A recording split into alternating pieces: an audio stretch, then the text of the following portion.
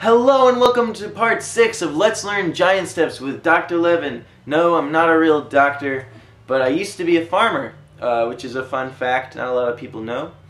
I had an ant farm and its name was Roy. I named the whole ant farm Roy. I recommend getting an ant farm. It's probably the most fun thing that exists. It's the best thing to have. This week on Let's Learn Giant Steps, I'm going to show you an exercise that will help you know what notes you're playing better when you play the guitar, and it'll also help you hear the changes to giant steps even better. And hearing the changes to giant steps is super important. What I mean by that is basically I want you to know what chord we're on when you're soloing at any given point. I want you to know what key we're in at any given point. I want you to know if you're playing notes that fit within those chords and within that key, and if you're not. So here's the exercise. We're going to pick a string and we're going to play just on that string, up and down the string through the changes of giant steps. And we're going to play in seconds. So it'll sound like a scale that's made specifically to go through giant steps, and it's going to go up and down through the changes. So check it out.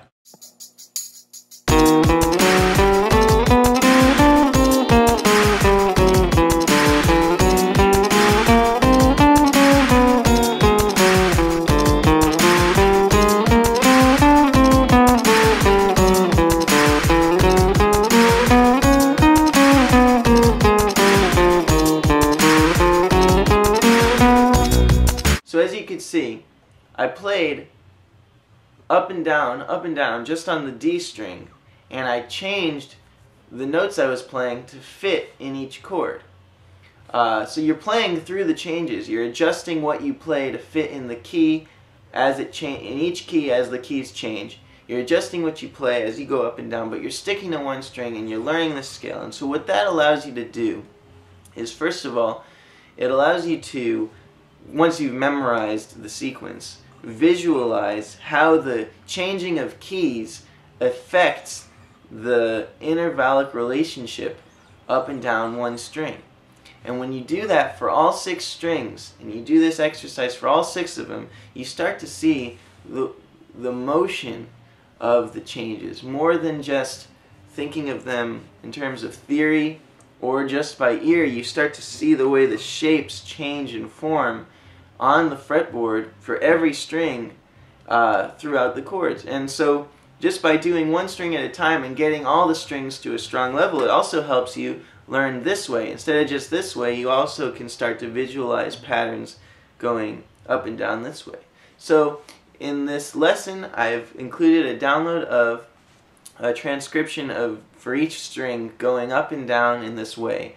And what I recommend you do is you practice each string till the point where it's in your ear, and then to the point where you've actually memorized the sequence for the 16 bars for each string.